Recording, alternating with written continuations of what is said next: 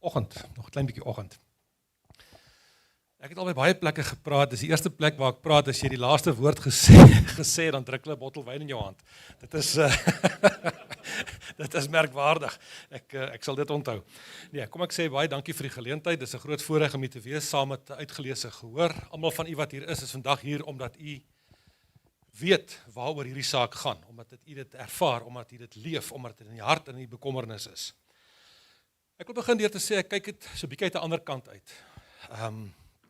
Ek is 'n optimis en ek is uiters positief, ten spyte van wat ons vir mekaar hier sê vandag, ten spyte van wat ons hier hoor, ten spyte van wat ons weet rondom die hele kwessie van eiendomsreg, die belangrikheid daarvan, die aanslag daarop. En ek wil begin deur miskien net 'n konteks te gee.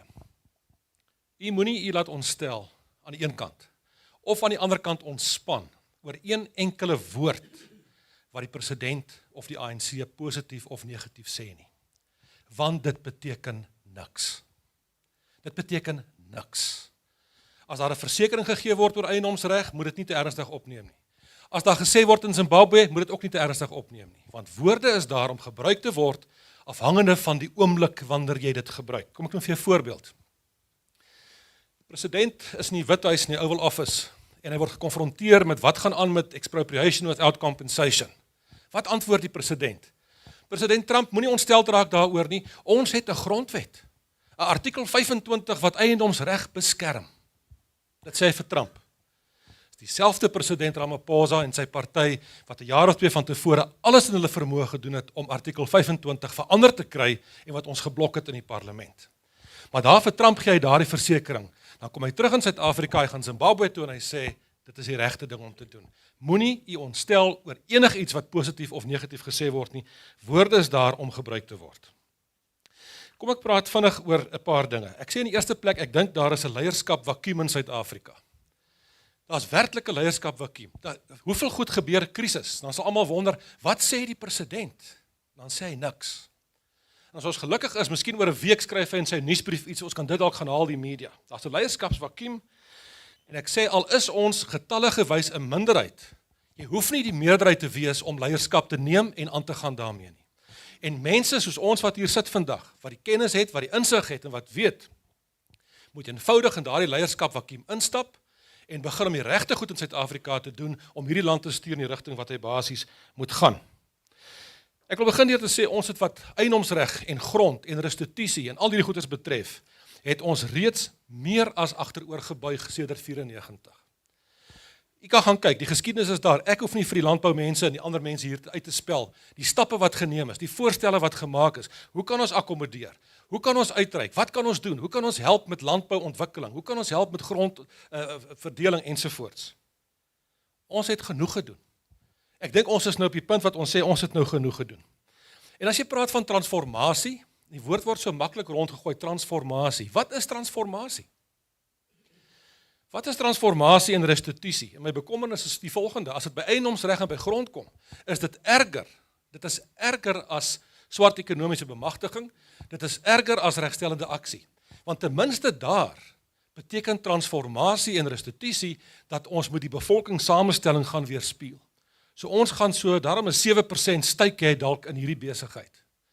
Het iemand al ooit gehoor dat daar van die ANC se kant af sedert 94 gesê word, ons erken dat daar sekere grond is wat aan die Afrikaner of aan wit mense of aan 'n ander groep minderhede behoort? Nee. Ek het nog nooit gehoor dat hulle erken dat daar grond is of eiendom is wat aan ons kan wettig behoort nie. Wat beteken restitusie dan? Wat beteken transformasie dan? Beteken dat dit moet deurgevoer word tot op die punt dat alles hulle sin is en niks ons sin is nie. En as ek dit vir myself sê, en ek weet dit is die agtergrond nie, denke daar rondom, dan sê ek, ons het nou genoeg gedoen daaroor.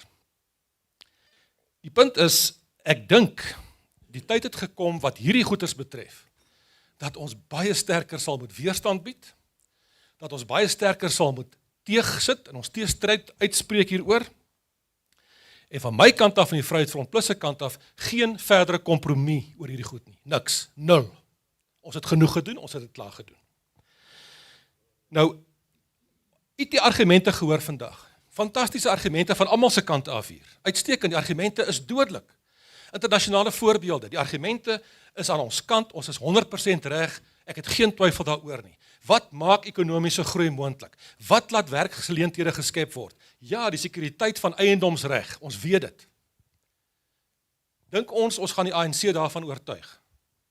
Dink ons gaan die ANC se leierskap oortuig? Daar was so 'n vraag gewees. Ek sê vandag vir u, nie een van hierdie argumente gaan die ANC se leierskap vandag, môre of in die toekoms daarvan oortuig nie. Aanvaar dit. Jy sal hulle nie oortuig daarvan nie. Die ANC, soos tereg gesê is, word gedryf deur 'n uitgediende ideologiese denkpatroon, 'n denkraamwerk. 'n Denkraamwerk wat gebou is.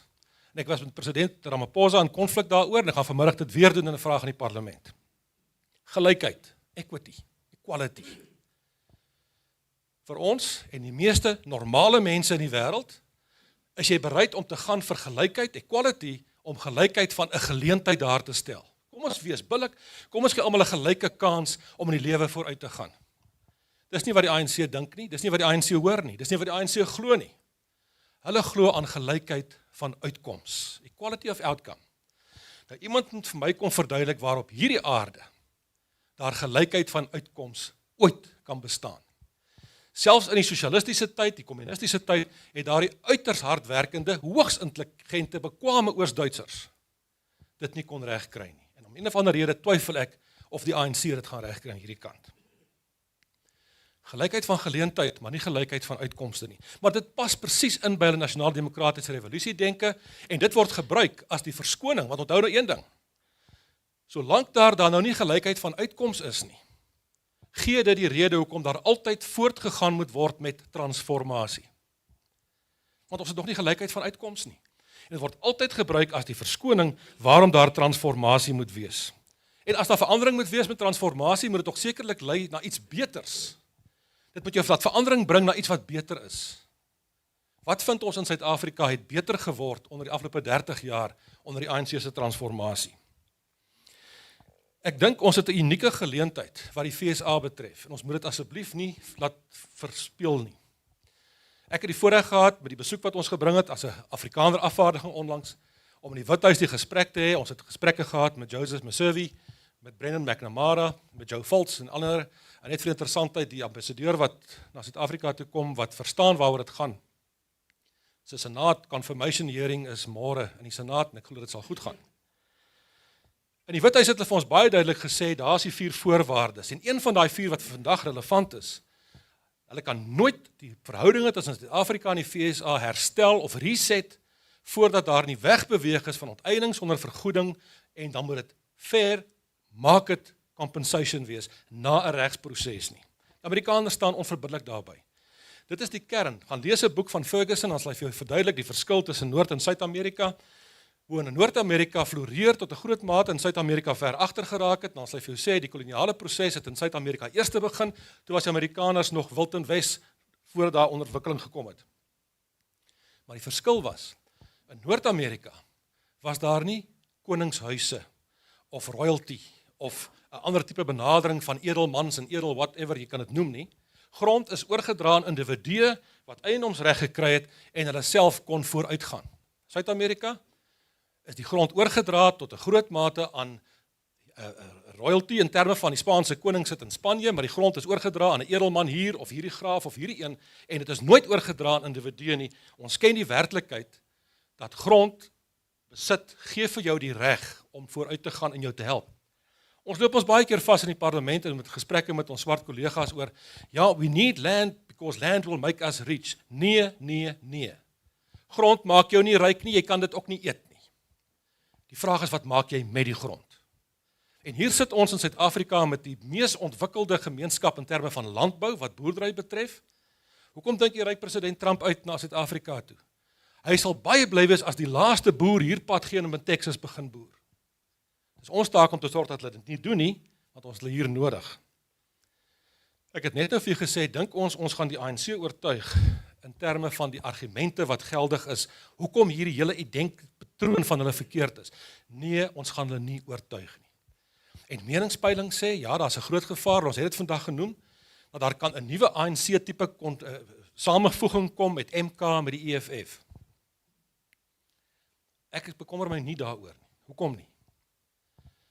Ons moet verbygaan by die ideologies gedrewe radikale leierskap van MK, van die EFF en van die ANC.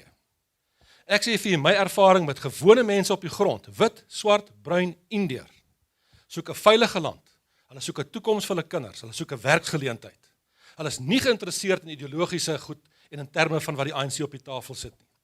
Ons moet met 'n boodskap gaan, verby daardie partye se radikale leierskap, na gewone mense, daar buitekant op die grond, en vir hulle gaan sê, hoe kan dit werklik wees? Hoe kan hierdie land lyk, as eiendomsreg gewaarborg is? As jy eiendomsreg het, en jy kan daardeur die ekonomie laat groei en vooruitgaan, en die banke kan betrokke raak, en die besighede kan groei en floreer. My ervaring is dat gewone mense op die straat daar buitekant smag daarna. Hulle eet nie ideologie nie. Mandela se nagedagtenis gee nie vir hulle werk nie. Dit gee nie vir hulle kos nie. Hulle soek die geleentheid om vooruit te gaan, ons daartoe verbind en daardie boodskap gaan uitdra. Wat die praktiese politieke proses betref, en daarmee is ek brutaal, dit is my werk, daar is een antwoord. Ons moet die ANC verslaan, dis stap 1.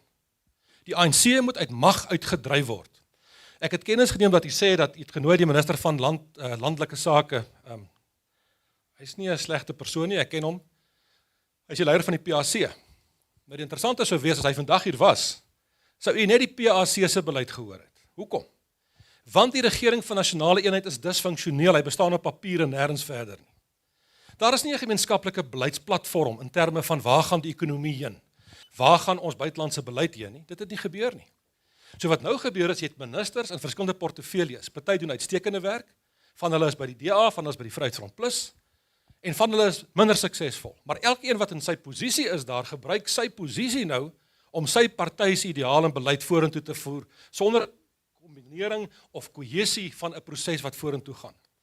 Daarom, as daar 'n verklaring uitgaan wat Suid-Afrika veroordeel Israel se optrede, dis nie waar nie. Suid-Afrika veroordeel dit nie noodwendig nie, die regering van nasionale eenheid veroordeel dit beslis nie, die ANC veroordeel dit, 'n faksie van die regering. Die werklikheid wat die goeters betref is, dat die enigste alternatiewe oplossing is, dat ons moet by die stembus 'n direkte verandering bring in terme van die politieke magsverhouding in Suid-Afrika. En dan kan my sê, nee goed, as jy die ANC nou verslaan het, dan loop ons die risiko dat daar nou hierdie opkoppeling kan wees met MK en EFF, en dit is waarskynlik moontlik, ek stem daarmee saam. Maar die punt is, die ervaring wat ek sien op die grond is, ons moet by daai leierskap verby beweeg met 'n boodskap van gewone mense wat sterk staan en wat glo die regte goeters. 'n Politieke party alleen kan dit nie doen nie. Die totale gemeenskap moet dit doen. Elkeen van ons sal moet betrokke raak. Niemand sal weer kan bekostig om te sê, jong, ek weet nie, die politiek help nie, ek gaan maar nie stem of ek gaan nie. Nee, gaan stem. Gaan registreer jouself en gaan stem vir partye wat 'n verskil kan maak, dat ons 'n ander magsbalans in Suid-Afrika kan daarstel. En die wêreld is vir ons oop. In die VSA het ons gevind, wat sê die Amerikaanse regering? Ons wil met Suid-Afrika handel dryf. Vir die landbouers, vir Theo die Jager en ander het hulle gesê, elke ding wat julle kan produseer, sal ons neem in die VSA. Hulle wil handel dryf. Maar hier is hierdie absolute absurde ideologies gedrewe relics uit die verlede uit van die ANC se kant af wat dit vir ons onmoontlik maak. Ek moet afsluit het ek gesien, dat ek probeer. Wat die spesifieke proses nou betref, ons kan en ons moet elke geleentheid gebruik, die regsproses is een daarvan. Nou moet ek vir eerlikwaar sê, ek dink ons weet wat die grondwet sê, ek dink ons weet wat artikel 25 oor eiendomsreg sê. Maar soms het ek tog die indruk, nadat ek 3 jaar op die regsdienskommissie gedien het waar regters aangestel is, het ek tog soms die idee dat ChatGPT die grondwet beter gaan interpreteer, as wat ons dalk op die regbank mag vind. Maar ons sal sien, kom ons kyk. Maar ons moet daai pad loop en ons moet daardie geleenthede ook gebruik. Op die oomblik het die DA hulle hofsaak aan oor die prosedure. Dit is waar, dit is die maklikste proses waarskynlik, as jy op 'n tegniese proses die punt kan kry om die ding te blok en te stop. Kom ons doen dit, ons ondersteun dit. Vryheidsfront Plus het ons self reeds verbind, ons staan daarby, dat as daardie proses verby is, en dit is verder weer nodig, dat ons die hele onteieningsding sal vat tot in die grondwethof, ons sal dit doen. Dit is belangrik, dit is absoluut essensieel, dat jy dit doen. Laat ek afsluit. Niemand moet so geïnteresseerd wees, as wat jy self moet wees in jou eie toekoms nie. Niemand nie. Niemand gaan kom en ons kom red, as ons dit nie self doen nie. Politieke partye sal hulle rol speel, alleen kan hulle dit nie doen nie. Gesamentlik, kom ons gaan vul die leierskap vakuum in Suid-Afrika, en gee vir mense die boodskap wat werklik verskil gaan maak, dat ons 'n sukses daarvan kan maak. Want ek sê vandag vir u weet so goed soos ek, sonder gewaarborgde privaat eiendomsreg kan en sal hierdie land nooit 'n sukses wees nie. Kom ons gaan doen dit en moenie ontstel oor wat die ANC te sê het nie, hulle sê môre iets anders.